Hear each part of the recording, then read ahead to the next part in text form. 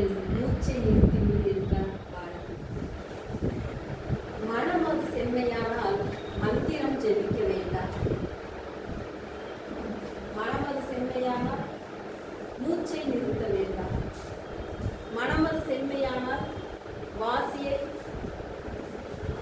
உயர்த்த வேண்டாம். மூச்சை உயர்த்த வேண்டாம், வாசியை நிறுத்த வேண்டாம்.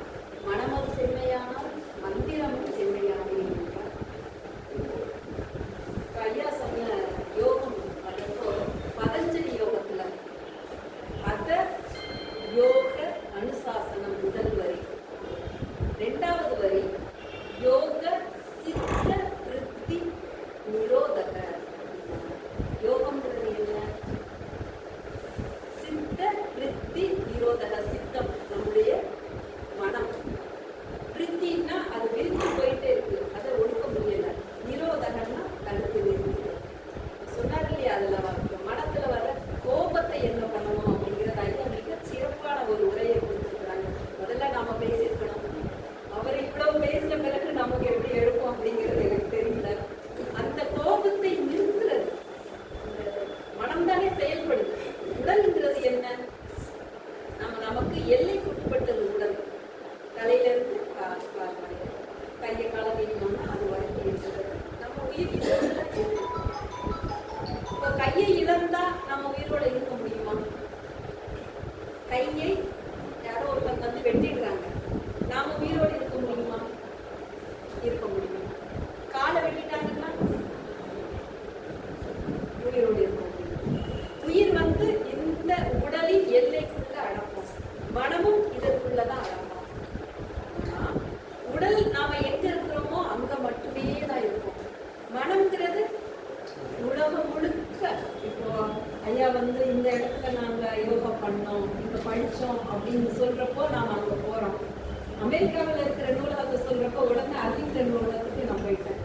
உண்மையா அதுதான். அங்க இது மாதிரியான நூலகத்துல என்னதெல்லாம் பண்றாங்க பாக்குறப்போ நம்ம ஊர்ல அது பண்ணணுமே அப்படிங்கிற விருப்பம் நமக்கு இருந்துட்டே இருந்தது. ஐயா வந்து இன்றைக்கு இந்த இடத்தில் நம்முடைய ஜேசி, அந்த ஜேசி அலுமினி கிளப் ஜோன் 18ல இருந்து வந்திருக்கிறாங்க. நம்ம எல்லாரையுமே ஒரு ஜேசியின் உறுப்பினராக செய்துட்டாங்க. முதல்ல கேட்கிறப்ப இங்க வைக்கலாமா அப்படின்னு கேட்டாங்க. நூலகத்தில் எல்லாரும் வரணும், எல்லாம் பண்ணணும். ஆனா இது பெண்கள் சிறுவர் நூலகம் அப்படிங்கிறதுனால பெண்கள் குழந்தைகள் அதிகமா இருக்கணும். அவர் ஒரு வாக்கு கொடுத்தாரு, என்னுடைய மனைவியை அழைத்து வருவேன் அப்படின்னாரு. ரொம்ப மகிழ்ச்சி. இவங்களுடைய மனைவி, அவங்களுடைய மனைவி எல்லாரும் வர்றப்போ ரொம்ப மகிழ்ச்சியா இருக்கு. முதல்ல அங்க பேசிட்டு தான் நம்மகிட்ட பேசிருக்கிறாங்க அப்படிங்கிறது. ஏன்னா ஒரே கேள்வி நான் வெளியில இருந்து வரோம். பெண்கள் சிறுவர் நூலகத்தில் ஆண்களுக்கு நடந்ததுன்னா யாராவது ஒருத்தங்க கேட்டா நமக்கு பதில் சொல்றது இருக்கணும். உங்களுக்கு அது கேள்வியே வராது. பெண்களும் குழந்தைகளும் வருவாங்க அப்படின்ன உடனே ஒரு மனசுக்கு நிறைவான சென்ற கூட்டத்தில் ஐயா வந்திருந்தாரு. அதனுடைய விரிவாக்கமா இன்றைய உரையை அவர் கொடுத்திருக்கிறார். அவ்வளவு நெகிழ்வான ஒரு மனநிலையை கொடுத்தாங்க. இந்த மனத்தை பத்தி நாம பேசுறோம். சித்த விருத்த நிரோதக அப்படிங்கிறத பதஞ்சலி யோகத்துல 2வது வரியா கொடுத்திருக்காங்க. நம்ம மனம் எங்கெங்கயோ போறத தடுத்து நிறுத்தி ஒரு இடத்துல பண்றது. தன்னுடைய பேச்சிலையும் இன்னைக்கு கொடுத்த யோகா பயிற்சியிலையும் அதை அழகா கொண்டு வந்து சேர்த்துட்டாங்க ஐயா. ரொம்ப மகிழ்ச்சியா இருந்தது. இந்த ஒரு ஒரு கோபம் வருது. நமக்கு தெரிஞ்சது என்ன? 1ல இருந்து 10 வரைக்கும் என்ன சரியா போயிடும். ஐயா உங்களுக்கு கோபம் வருதா? அமைதியா இருந்துட்டு 1, 2, 10 வரைக்கும் எண்ணுங்க. சரியா இருக்குன்னா கண்ணை மூடிக்கிட்டு 1, 2 எண்ணுறோம்.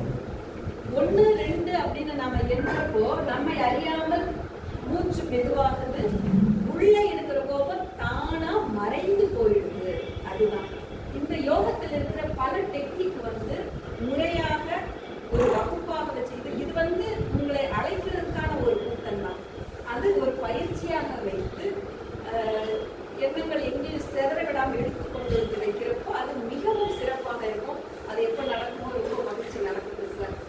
அதுக்காக என்னுடைய வாழ்த்துக்களையும் நான் தெரிவிக்கிறேன். ஆமா, அப்போ ஒரு கோபத்தை பத்தி பேசினாரு. ஒரு 2 விஷயம் மட்டும் சொல்லிட்டு முடிச்சிருந்தேன். நம்ம நூலகத்துல இந்த அரங்குல நடத்த நம்முடைய நூலகர் உதவி பண்ணாங்க. மிகவும் சிறப்பான ஒரு கவுன்சிலர் அவங்க. தர்றதுல மிக சிறப்பான ஒரு பணி. அவங்களை அறியாமலே அவங்க அப்படி உருவாக்கிட்டு வந்து மிக சிறந்த பணியை அவங்க செஞ்சு ராஜமுக்கா இருக்கிறாங்க, நம்ம அப்பா இருக்கிறாங்க, ஆனந்தமா இருக்கிறாங்க.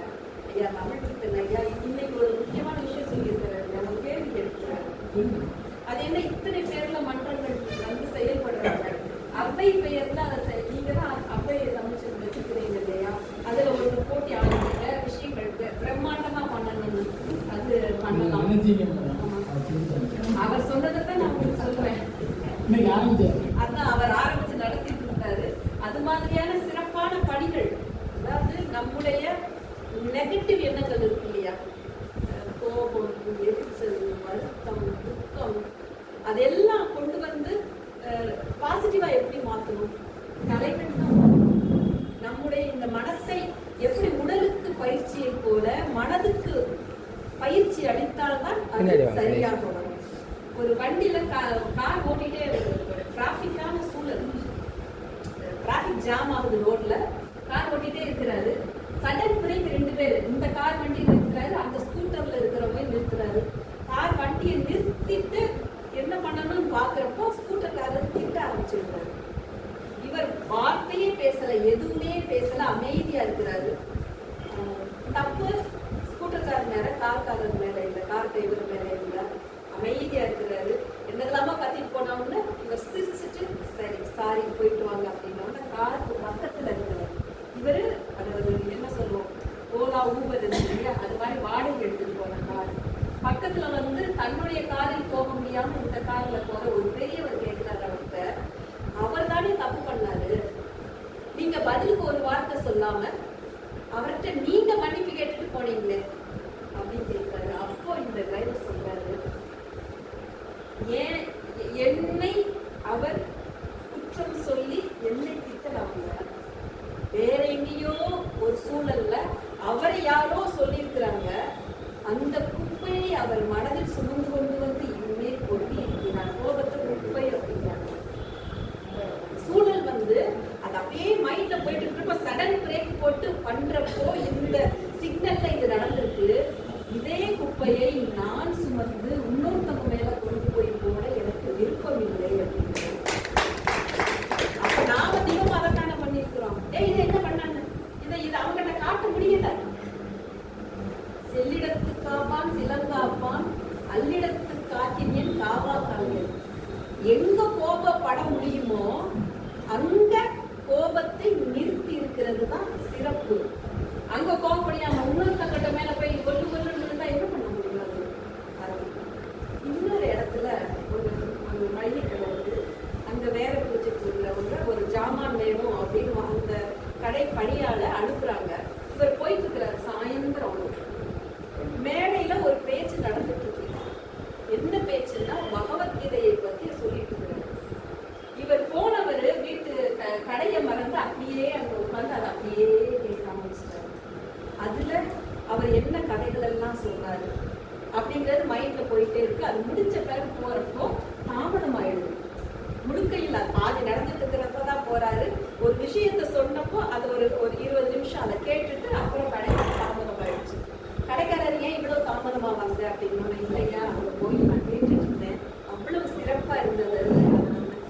உனக்கு என்ன தெரியும், பகவத்கீதைனா என்ன உனக்கு தெரியுமா, முதல்ல சமஸ்கிருதம் தெரியுமா, இல்ல தமிழ்லயே கதை சொன்னாலும் உனக்கு புரிய முடியுமா, ஏன் இவ்வளவு இது பண்ண, நீ சொல்லி பார்க்கலாம் அப்படின்னு உடனே அவர் சொல்றாரு, நான் போனேயா அப்போ இதே இதுதான் மேடையில் சொன்னாரு, அது என்ன தெரியுமா அப்படிங்கிறத வச்சு ஒரு குட்டி கதை சொன்னாரியா. என்ன கதை சொன்னாருப்பா அப்படின்னா, ஒரு சாது ஒரு இடத்துல புத்த இதுல ஒரு சாது வருது, பகவத்கீதையில புத்த இது வருதான் கொஞ்சம் ஆச்சரியமா பார்க்கணும்.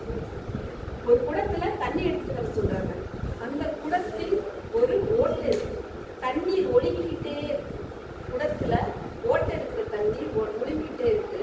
அந்த தொட்டியை நீ நிரப்பணும் அப்படின்னு சொன்ன உடனே அவ்வளவு தூரத்துல இருந்து போய் அந்த குடத்தை எடுத்துட்டே வந்து தண்ணிய அங்க ஊற்றுறாங்க. எவ்வளவு நேரம் ஆகும், எடுத்துக்கொண்டு வந்த தண்ணீர் பாதி கீழே போயிடும், பாதிதான் நிரப்ப முடியும் அந்த தொட்டில. இருந்தாலும் அந்த உத்தரவு அவங்க ஒரு கட்டளை கொடுத்துருக்குறாங்க, நம்ம பணி செய்யணும் அப்படிங்கிறதுனால அதை சிறப்பா பண்ணிட்டு இருக்கிறாரு. அவர் கேட்டார், ஓட்ட குளத்தை கொடுத்தீங்களே, இதுல இருக்குது என்ன பண்ண அப்படின்னு அழைச்சிட்டு போனா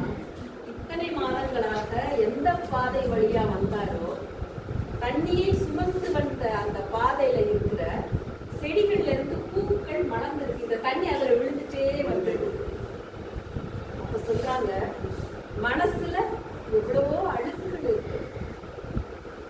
அழுக்குகளை மொத்தத்தையும் அகற்றணும். நம்மளால அகற்ற முடியாது. இப்ப பாத்திரம் இருக்கு, சும்மா கழுவுனா ஒரு விதம். நாம முந்தி எல்லாம் சாம்பலை போட்டு தேங்காய் நாரை வச்சு தேய்ப்போம். இப்போ என்ன என்ன இது இருக்குது அதை வச்சு கழுவுறோம். அதை வச்சு கழுவுனா இன்னொரு. ஆனா நான் அதை கேட்கிறப்போ அந்த நேரம் துக்கம் எனக்கு இல்லை, அந்த நேரம் கோபம் எனக்கு இல்லை, மொத்தமா மாறுறதுக்கு உண்டான வழிகள் இல்லை அப்படின்னாலும் அந்த நேரம் நான் அமைதியா இருக்கிறேன். வணக்கம் வாங்க ஐயா. இங்க வாங்க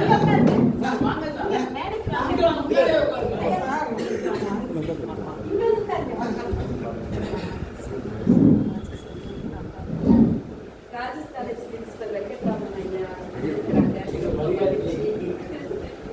நம்ம நூலகத்துக்கு புத்தகங்கள் நிறைய புத்தகங்கள் ஆற்றல கொண்டு இங்க இல்ல உங்களுக்கு உட்கார்றதுக்கு ஒரு சிறப்பு இருக்கு. இங்க உட்கார்ந்து